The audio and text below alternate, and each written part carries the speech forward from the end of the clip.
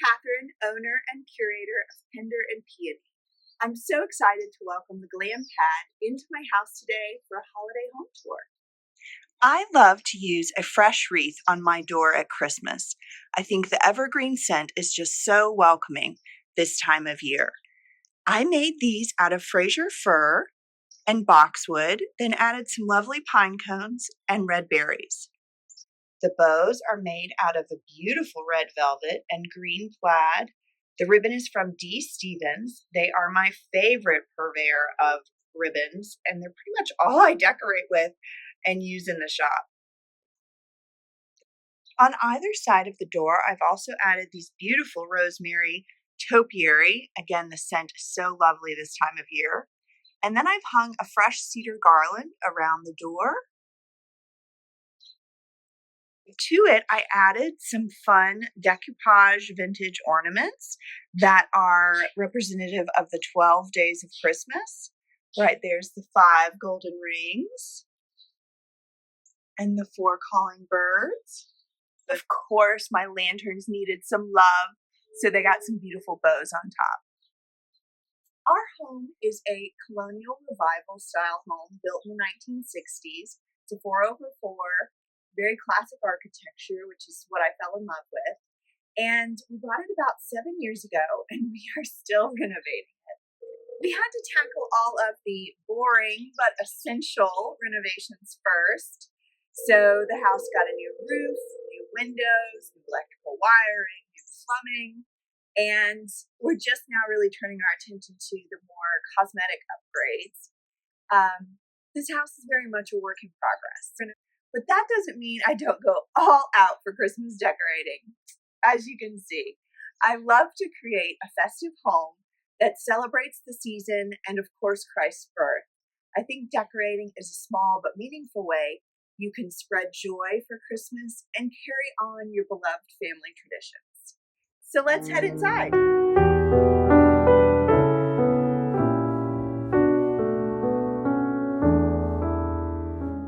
Here we are in our living room. It's a more formal space that we love to entertain guests in after having them over for dinner.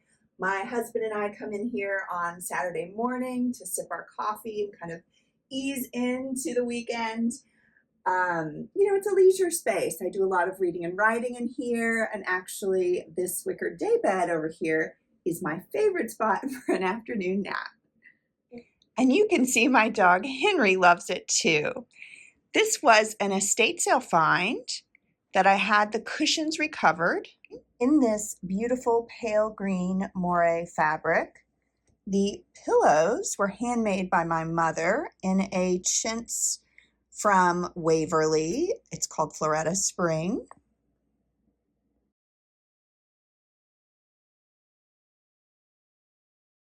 We use the same chintz on our cornice boards for a window treatment with these inexpensive green and white curtains. Cornice boards were actually here when we bought the house, but they were too big for the scale of the room, so I had them cut down and then recovered.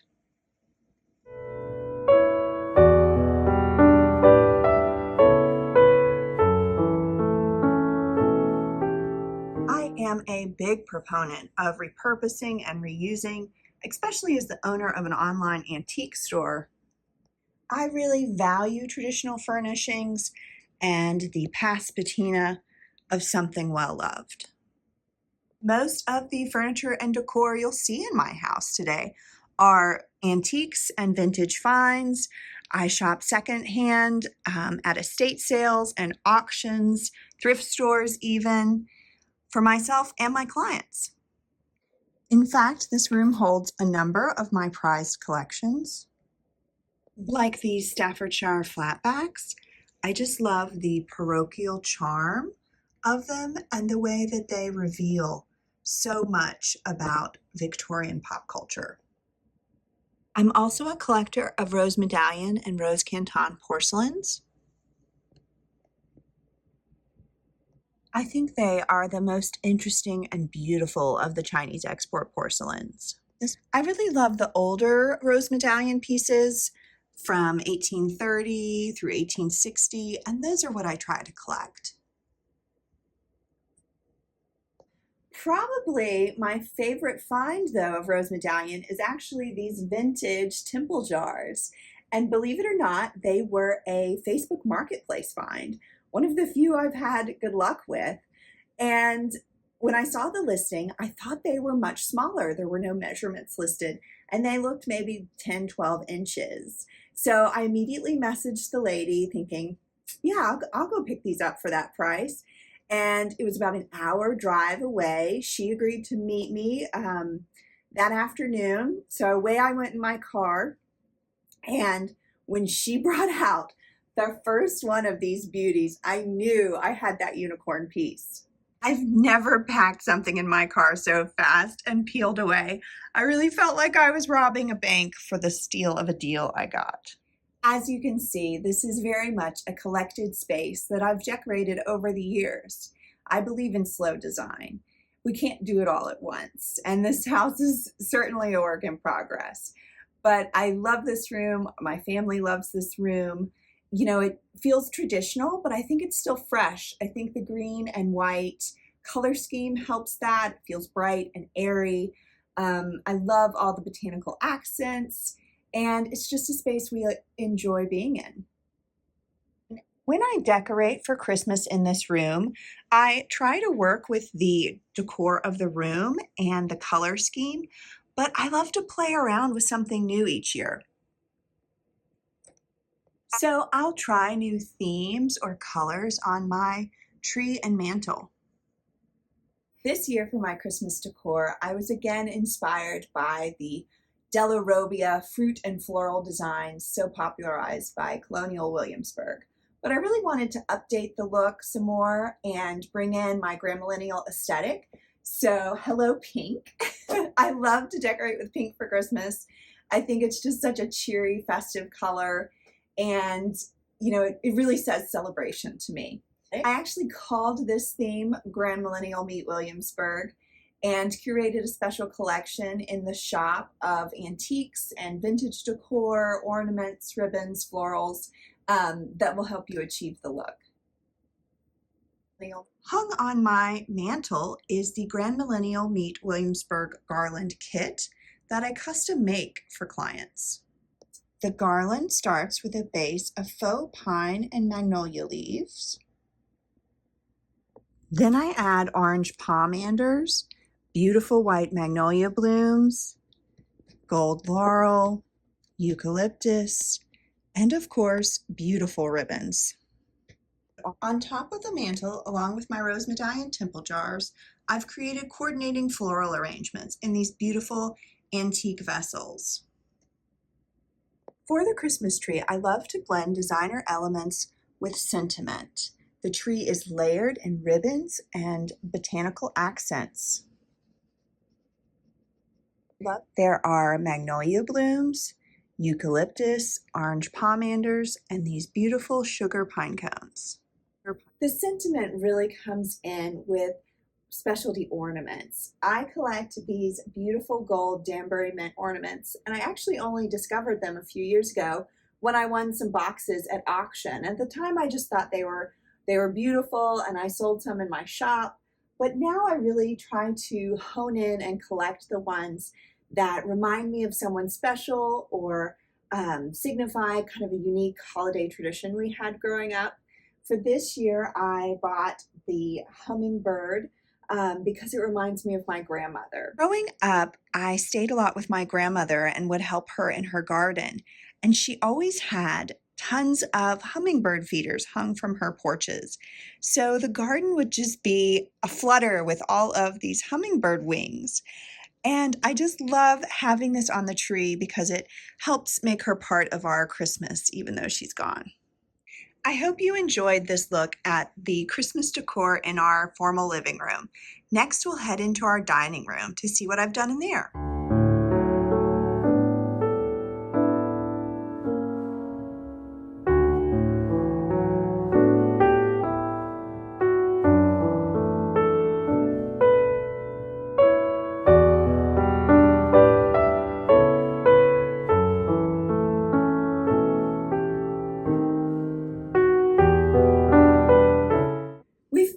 Through into the dining room, which is a space we've done a lot of work to transform. Lucky for me, my husband is a deft hand at literally everything, and he installed the crown molding, chair rail, and wainscoting. And I just love the architectural interest it adds to this room. It makes it feel a little bit more formal. I chose a beautiful blue shade for the top half from Sherwin-Williams. It's called Interesting Aqua, and it really is, it's just a wonderful blue because it feels elegant, but it's also eye-catching. The color makes a beautiful backdrop for all of the china and flowers that I like to play around with when setting the table. Speaking of tablescapes, I have set the table for Christmas dinner in an elegant winter theme.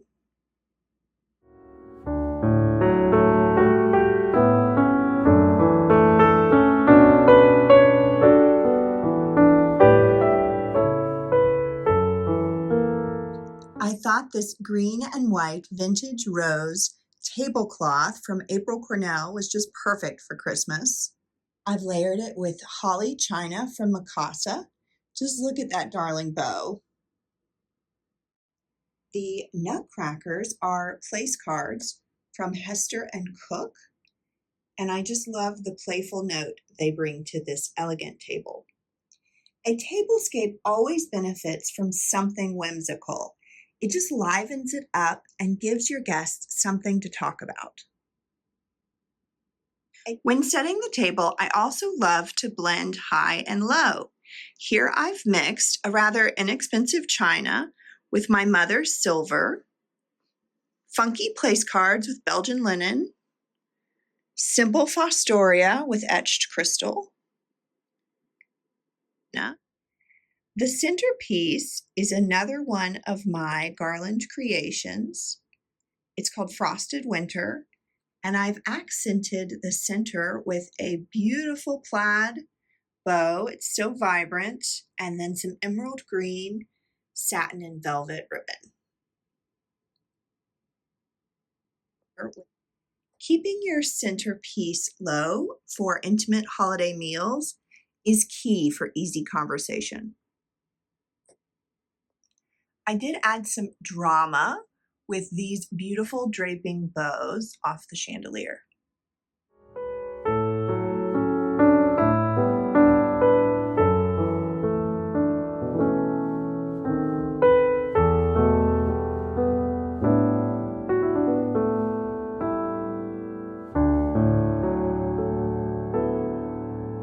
Continuing the wintry vibes for this room, I placed 2 white branch flocked trees here in the corner.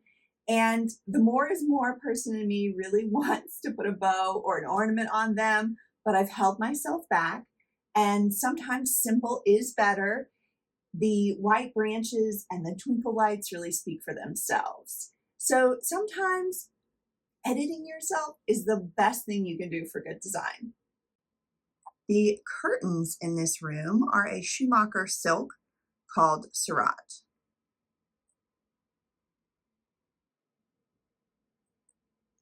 In this corner is a cabinet display that I love to change seasonally and style different china and curios on. I painted the back the same blue as the walls. For Christmas, I've pulled out my Furstenberg Carolina dessert and coffee service.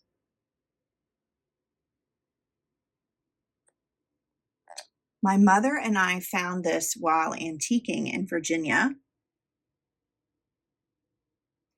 I just adore those delicate pink leaf wreaths and that charming little gold bow. To make the shelves feel Christmassy, I added some gold holly and some spills of emerald green ribbon.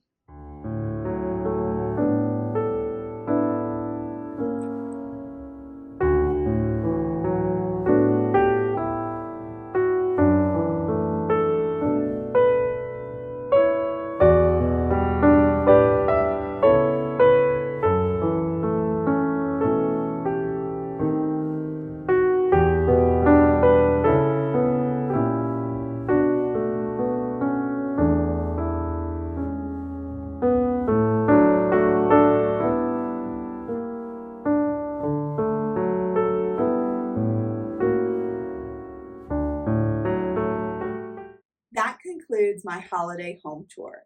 I hope I've inspired you to decorate with lots of color, pretty ribbons, and antiques this Christmas. You can see more of my home on my blog, Pender and Peony, where I share Antique 101 lessons, decorating advice, and tutorials.